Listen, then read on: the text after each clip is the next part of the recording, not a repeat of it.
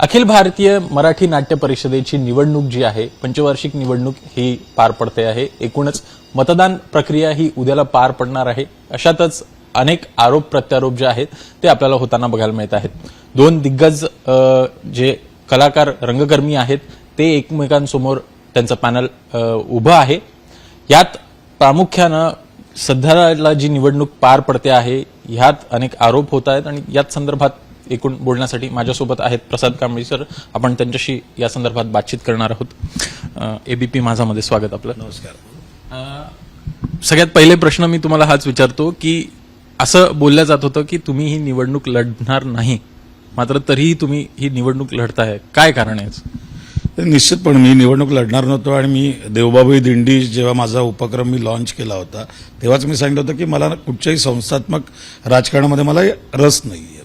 पण माझे रंगमंच कामगार असतील, माझे जे सहकारी आहेत, निर्माते असतील, कलाकार असतील, कारण मुळात काय झालं होतं की आम्हाला माहिती नव्हतं कोण उभं राहणार आहेत, ते जे कोणी उभं राहणार आहेत। पण दुर्दैवाने असं झालं की ज्यांनी निर्माता संघामध्ये फूट पाडली करोना काळामध्ये जून 2020 मध्ये, जो मराठी नाट्यविषयक निर्माता संघ आहे, जो 50 वर्ष जुना आहे, जी नाट्य परिषदेची घटक संस्था आहे, म्हणजे मुळात अखिल भारतीय मराठी नाट्य परिषद ही मातृसंस्था आहे, ज्याची नाट्यव्यवसायिक निर्माता संघ असेल, रंगमंच कामगार असेल, कलाकार संघ असेल, व्यवस्थापक संघ असेल, अशा 8 घटक संस्था आहेत। तर मुळात घटक संस्थामध्ये त्याच्यामध्ये फूट पडून तीही करोना काळामध्ये तीही मदत केली नाही केली याच्यावरती आणि बाकी बरेच काही फतवे काही गोष्टींवरती, आणि तेव्हा जी लोक पळून गेली तीच सगळीजण या पॅनलमध्ये आली आणि त्या लोकांनी काहीतरी सोमवारी फॉर्म भरले मला वाटतं आय गेस, आणि मग आमच्या सगळ्या लोकांचं म्हणणं होतं की नाही प्रसाद आपल्याला उभं राहिलं पाहिजे। मी त्यांना तरीही सांगत होतो की आपण उभं नको राहावे, कारण की मी आणि माझे सहकारी आम्ही लोक न उभं राहण्याचा आम्ही हे घेतलेलाच होता, निश्चय केलेला होता। पण जर नाट्य परिषदेमध्ये जर ही लोक जर परत अशी जर फूट पडली, कारण की असं पळून जाऊन जेव्हा एवढं मोठं संकट आल्यावरती जो निर्माता आहे, जो तसं बघायला गेलं तर रंगभूमीचा एक पेरेंट आहे, म्हणजे रंगमंच कामगार असेल, कलाकार असेल, बाकीची अख्खी जी इकोसिस्टीम आहे त्याचा जो मेन जो आहे त्यालाच वाऱ्यावरती सोडून जेव्हा ही लोक गेले आणि तेच लोक परत पुन्हा उभे राहिले, म्हणजे कुठेतरी ही नाट्य परिषदेची निवडणूक आहे की आमच्या निर्माता संघातून जी लोक एक वेगळा गट केला होता की ज्यांना कुठेही नाट्य परिषदेची घटनाच मान्य नाही, म्हणून तर त्यांनी फूट पडली होती। आणि त्या कारणास्तव मग सगळ्या लोकांनी जेव्हा विनंती केली त्यांनी गळ घातली की नाही दादा तू उभा राहा, आणि त्यावेळेला मग आम्ही डिसिजन घेतलं आणि आम्ही आय गेस म्हणून फक्त मुंबई आणि मुंबई उपनगर, कारण मी आत्ता म्हणजे मी नाट्य परिषदेचा अध्यक्ष असल्यामुळे अख्ख्या महाराष्ट्रात मग मी पॅनल उभं केलं असतं, मी फक्त मुंबई आणि मुंबई उपनगरमध्ये जर मला उभं राहायचंच असतं तर मी पॅनल उभं नसतं केलं। दुसरीकडे बघायचं, जसं तुम्ही आता सांगता आहात की एकूण मदत वगैरे केली, त्यांचंही म्हणणं आहे की आम्ही त्या काळातही मदत केली, असं नाही मी मदत हा खूप चांगला प्रश्न आहे। आपण समूहाला मदत नाही केली, आपण सर्व लोकांना मदत केली। मुळात गोष्ट अशी आहे की कुठच्या 3 संस्थांच्या रंगमंच कामगारांना आम्ही मदत नाही केली, तर मराठी रंगभूमीवरती तुम्ही रोज बघता ॲज अ जर पेपरमध्ये जी जाहिरात येते त्याच्यात 40 नाटकं आहेत, जी चालू नाटकं होती, जी सगळे जे रंगकर्मी आहेत, मग ते निर्माते असतील, कारण आपण सगळ्या घटकांना मदत केली। आता मला त्या मदतीमध्ये जायचं नाही, ज्यांनी कोणी मदत केली ती चांगलीच गोष्ट आहे, मी कोणाच्या याच्यामध्ये जात नाही, पण त्याच्यामध्ये तो जो डिफरन्स आहे की स्वतःच्या लोकांना मदत करणं आणि सगळ्या रंगमंच कामगारांना मदत करणं, हा कुठेतरी डिफरन्स आहे की जो लोकांना सांगितला जात नाही। मग त्यांचंही म्हणणं आहे की आम्ही त्यांच्या बँक अकाउंटमध्ये खात्यात जमा केली, तर आम्ही तेच केलं। सगळ्या RTGS आहेत, सगळ्या गोष्टी आहेत, सगळे जे हिशोब आहेत, सगळ्या गोष्टी पारदर्शक पद्धतीनेच कारभार चालला आणि नाट्य परिषद सरप्लसमध्ये आली। त्याच्यामुळे मला वाटतं की कोणी मदत केली, आम्ही कुठे म्हटलं की कोणी मदत केली नाही। आमचं म्हणणं असं की त्यांचं असं म्हणणं की नाट्य परिषदेने केलेली कामं जी करायची ती आम्ही केली, तर नाट्य परिषदेने त्याच्यापेक्षा खूप मोठं काम केलं। आपण जवळजवळ 1,20,00,000ची मदत दिली, आपण अन्नदानाचं किट मार्च 22 पर्यंत लोकांपर्यंत जात होतं। सो मला वाटतं की आम्ही कधीच असं म्हटलं नाही की कोणी कामं केली नाहीत, फक्त ती स्वतःच्या समूहापुरतं नाट्य, कारण शेवटी नाट्य परिषद ही मातृसंस्था आहे। जेव्हा आपण एखादी मातृसंस्था असते तर त्यांच्यासाठी सगळेजण सेम असले पाहिजेत। मी फक्त 3 निर्मात्यांचे रंगमंच कामगार यांनाच मदत करणं, I guess that is there something is wrong त्याच्यामध्ये। दुसरं अजून एक यामध्ये जे तुम्ही म्हणता आहात मदत केली, पण त्यामध्ये दुसरा मुद्दा असा पण येतो आहे की जी संख्या आहे रंगकर्मींची ती देखील कुठेतरी वाढून दाखवल्या गेली, किंवा जी आमची लिस्ट होती ती कमी होती, त्यांची जी लिस्ट त्यांनी जी आम्हाला लिस्ट दिली ती मोठ्या प्रमाणात आम्हाला दिसली, असे देखील आरोप होते आणि त्यामधनं कुठेतरी गैरव्यवहार झाला।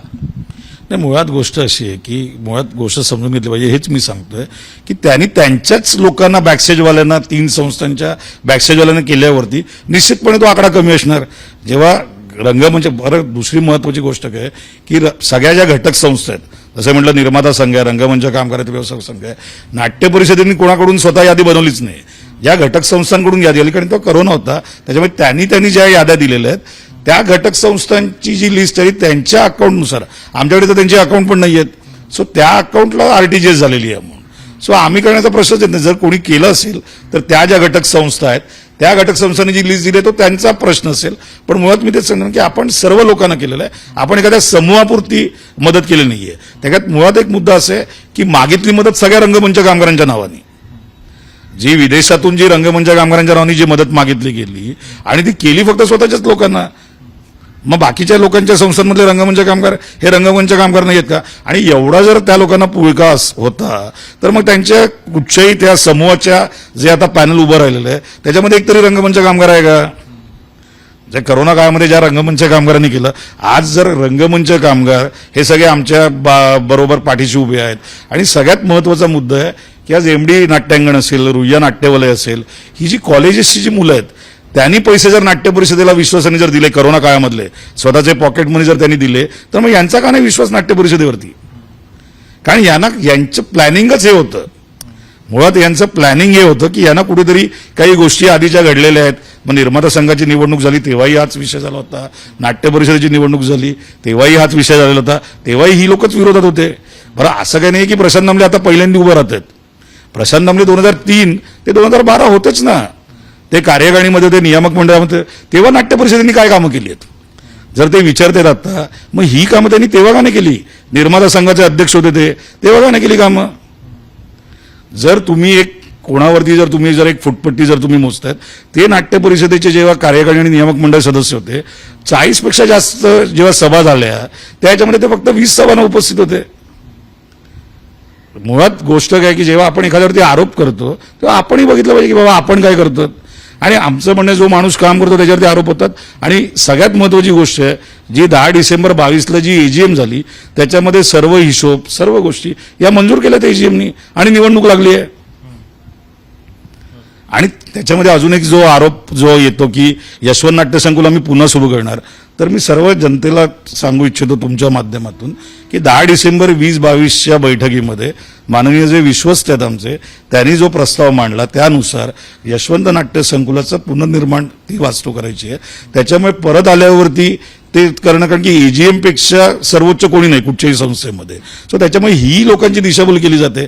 अशा बऱ्याच पद्धतीने जेव्हा निवडणुका येतात तेव्हा त्यामध्ये आरोप प्रत्यारोप होतात, पण लोकांनी तेही बघितलं पाहिजे की नक्की खरं काय. मग एवढे रंगमंच कामगार आमच्या बाजूने का उभे राहिले असते? पण दुसरा अजून एक याच्यामध्ये आरोप होताना बघायला मिळतो आहे की यामध्ये कुठंतरी राजकारण जे आहे ते किंवा राजकीय हस्तक्षेप जो आहे तो कुठंतरी बघायला मिळतो आहे. म्हणजे जर का त्यांना उदय सामंत मदत करत असेल तर तुम्हाला देखील शरद पवार मदत करता असाल.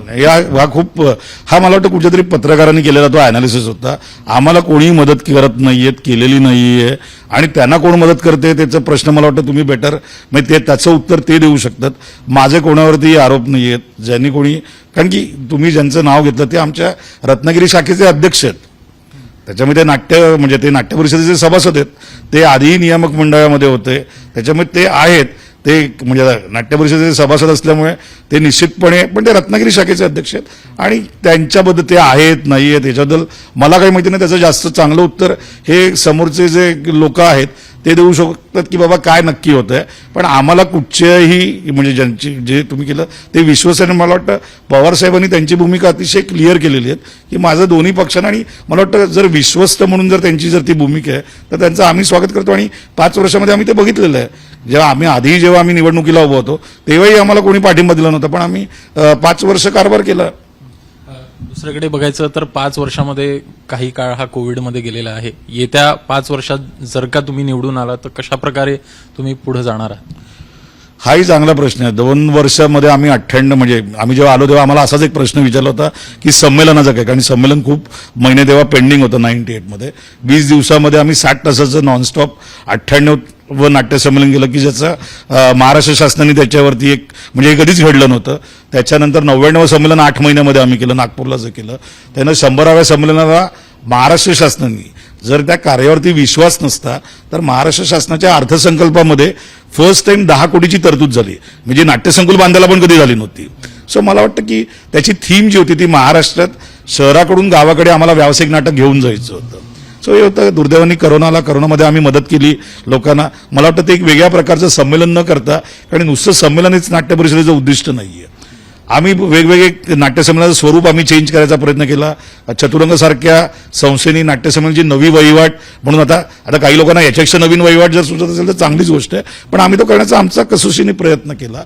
मुळात नाट्यसंकुलाला आर्थिक शिस्त म्हणजे नाट्य परिषदेला आर्थिक शिस्त लावली. मराठी नाटकांसाठी आम्ही दर कमी केलेले होते, 5,000 2,000 असे आम्ही केलेले होते. ऑक्युपन्सी रेशो वाढवलेला होता. आता सगळ्यात महत्त्वाचं काम जर परिषदेकडे असेल, जे कोणी निवडून येते, म्हणजे उद्या आम्ही निवडून आलो किंवा कोणी निवडून आलं, तर सगळ्यात महत्त्वाचं आहे की नाट्य परिषदेची वास्तू स्वतःची एक त्याचा जो काही त्या जागेचा जो वापर करून आताच्या नवीन नियमावलीप्रमाणे जो काही 40 माळ्याचा जो काही एक इमारत होईल, ती इमारत नाट्य परिषदेला स्वयंपूर्ण करेल आर्थिकदृष्ट्या. त्याच्यात 3 थिएटर्स होतील, वेगवेगळ्या स्वरूपाची थिएटर्स होतील. रंगकर्मींना घटक संस्थांना कार्यालय मिळेल, नाट्य परिषदेचं एक कार्यालय असेल. 8 वेगवेगळे तालीम हॉल असतील वेगवेगळ्या साईजेसचे, कारण प्रत्येकाला काही एकाच साईजचे लागत नाहीत. पृथ्वीच्या धर्तीवरती कॅफेटेरिया असेल की जिथे लोक येऊन नाटकाची आदानप्रदान कलाविषयक त्याच्यामध्ये गोष्टी करू शकतील. बाहेरून येणाऱ्या लोकांना आम्ही गेल्या वेळी म्हटलं होतं संमेलनामध्ये, तर त्या लोकांना किफायतशीर दरामध्ये निवासी व्यवस्था, सर्व्हिस अपार्टमेंट, डॉर्मेटरीज या गोष्टी होतील. आणि मुळात तिकडे ग्रंथालय होईल. मराठी रंगभूमीचं ग्रंथालय ज्याच्यासाठी ऑलरेडी निधी सँक्शन होता, पण आता आम्हालाही तेव्हा माहिती नव्हतं की फायरची NOC नाही आहे नाट्यसंकुलाला, आणि ते आम्हाला करोना काळामध्ये समजलं. आणि त्याच्यानंतर त्याच्यामुळे मला वाटतं तो निधी अजूनही पेंडिंग आहे. जो 10 वर्ष झाले तो 75 लाखाचा निधी आहे, याचा निधी 25 लाखाचा पेंडिंग होता. मला असं वाटतं की जे नाट्य परिषद सर्वसमावेशक करण्याचं म्हणजे आमचं धोरणच आहे की गावाकडून लोक नाट्य परिषदेकडे आली पाहिजेत. आणि मुळात या नवीन ही जी घटना आहे नाट्य परिषद, ही सुधारित घटना आहे, त्याच्यामध्ये बऱ्याच त्रुटी आहेत आणि त्या दुरुस्त करून एक काय म्हणतो फुलप्रूफ तर घटना बनू शकत नाही, त्याच्यामध्ये अमेंडमेंट होत राहतात.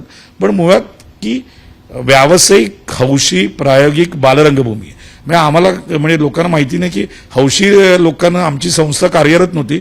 आम्ही शासनाच्या स्पर्धेमध्ये ज्यांनी भाग घेतले त्यांना आम्ही मदत केली. जवळजवळ 200च्या वरती संस्थांना आपण मदत केली होती महाराष्ट्रभरातल्या. सो या पद्धतीचं एक प्रिंट राहील. पण म्हणजे मी असं ब्ल्यू प्रिंट वगैरे काही त्याला म्हणणार नाही, पण 5 वर्षामध्ये निदान हे जे संकुल आहे, ही जी वास्तू आहे, ही वास्तू निश्चितपणे करण्याचा मानस आमच्या सगळ्यांचा आहे. आणि त्याचबरोबर 100वा नाट्य संमेलन ज्याचे अध्यक्ष डॉक्टर जब्बार पटेल आहेत, ज्याचं लोगोचं अनावरण माननीय पवारसाहेब आणि सई परांजपे त्याला होत्या.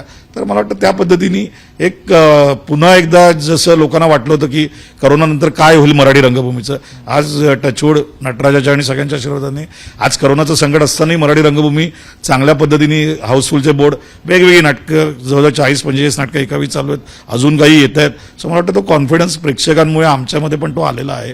आणि मी सर्व मतदारांना एवढंच एक आवाहन करीन की बाबा या माध्यमातून की नाट्य परिषदेची निवडणूक आहे, त्याचे मतदार खूप वेगवेगळ्या क्षेत्रातले आहेत, समाजाच्या वेगवेगळ्या क्षेत्रातून येतात. तुम्ही विश्वास काय म्हणतो ते आपण आरोप प्रत्यारोप होत राहतात, काही परसेप्शन वेगवेगळी बनवलेली जातात, पण निदान मुळात त्याच्याबद्दलची माहिती घेऊन तरी तुम्ही मतदान करा. आणि मुंबईचं जे मध्यवर्तीचं मतदान आहे म्हणजे मुंबई आणि बोरिवली मुलुंड हे 2 वेगळ्या गोष्टी आहेत. तिकडे प्रत्येक ठिकाणी शाखांचं मतदान एक वेगळ्या पद्धतीनं होतं आणि मुंबईमधलं मतदान गेल्या वेळी झालं होतं तेव्हा आमची म्हणजे मला हायेस्ट वोट मिळालेली होती आणि आमची सगळी लोकं आलेली होती, जवळजवळ 11 जागा आल्या होत्या 16पैकी. यावेळेला आम्हाला विश्वास आहे की ज्या 10 आणि 4 14 जागा आहेत तर त्याच्यामध्ये मतदार जो आपला नाट्यकर्मी आहे, मुळात तो जो नाट्यकर्मी आहे त्या नाट्यकर्मींचा आमच्यावरती विश्वास आहे. कारण जे आपण नेहमी म्हणतो की कुठच्याही व्यवसायाचं एक पिरॅमिड असतं, बरोबर की नाही. सो मराठी रंगभूमीचं एक पिरॅमिड आहे ज्याचा पाया रंगमंच कामगारांचा आहे. मग टेक्निशियन येतात, व्यवस्थापक येतात, बुकिंग क्लार्क येतात, हौशी, प्रायोगिक, व्यावसायिक कलाकार येतात आणि शेवटी वरती निर्माता असतो. हे जे पिरॅमिड आहे, जरी मी निर्माता असलो, आमच्या संस्था असल्या तरी माझा जो पाया आहे तो रंगमंच कामगार माझे 4 उभे आहेत. रंगमंच कामगारांचं प्रतिनिधित्व आम्ही एवढं दिलेलं आहे कारण की त्यांना तिकडे बोलण्याची संधी मिळाली पाहिजे. हौशीची लोक आहेत, मग कलाकार आहेत, निर्माते आहेत, आमचे दिग्दर्शक आहेत सगळे, ही जी सगळी लोक आहेत, तर मला वाटतं या पिरॅमिडनुसारच नाट्य परिषद त्याच प्रिन्सिपलवरती आम्ही निश्चितपणे चालू आणि चांगल्या पद्धतीने कार्य करू. 5 वर्षात आम्हाला जी काही संधी दिली त्याच्याबद्दलही मी सगळ्या मतदारांचे आभार मानतो आणि त्याच्यामध्ये आम्ही न्याय द्यायचा प्रयत्न केला. दुर्दैवाने मी असं म्हणत नाही आपण पॉझिटिव्ह थिंकिंग करत असतो, तर येणाऱ्या पुढच्या 5 वर्षामध्ये जर आम्हाला जर संधी मिळाली तर निश्चितपणे मी आणि माझे सहकारी नाट्य परिषदेच्या विकासासाठी आणि रंगभूमीची नाळ ज्यांची जोडली गेलेली आहे त्या सर्वांसाठी काम करण्याचा प्रयत्न करू. प्रशांत दामले शेवटी बोलताना देखील हे बोलले होते की जे झालं गेलं आम्ही ते विसरून पुढे जाण्याचा प्रयत्न करू. सोबत तुम्ही काम करायला तयार आहात? नाही, माझं म्हणणं की प्रशांत काका, म्हणजे मी तर त्याला काका म्हणतो कारण तो मोठा आहे. प्रशांत काकाबरोबर निर्माता संघामध्ये पण मी काम केलेलं आहे. प्रशांत काका जसं म्हटलं नाट्य परिषदेमध्ये पण होता आणि जेव्हा मुलुंडचं संमेलन झालं तर पहिला सत्कार, जे 2 विशेष सत्कार केले त्याच्यामध्ये एक मोहन जोशी होते जे माजी नाट्य परिषदेचे अध्यक्ष होते आणि एक प्रशांत काका होता. त्याच्यामुळे माझं कोणाशीच वैर नाही आहे माझं, किंवा असं आता लोक जे काही, मी म्हणून म्हटलं नाही, मी perception always differs than what is actually जे काही घडतं ते. आणि मला वाटतं की यावेळेचं मतदान जे आहे ते पॅनल म्हणजे जे लोक बघून, आणि कारण की गेल्यावेळी माझी विनंती ती राहील, गेल्यावेळी असं झालं की 1-2 जण जरी वेगळे आले, आपण जसं म्हणतो की एक पेटीमध्ये आंबा असतो आणि जर समजा एक असेल तर ती पेटी मग ती काम करू शकत नाही.